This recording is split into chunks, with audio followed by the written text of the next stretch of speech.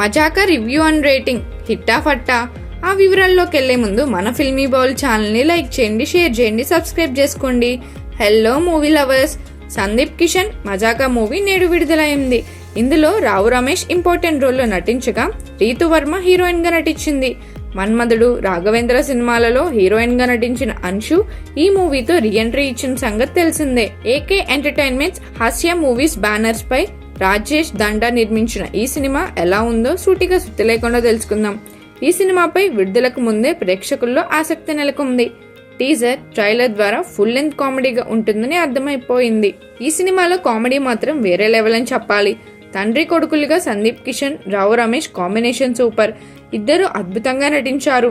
రావు రమేష్ ఈ సినిమాకి major plus point.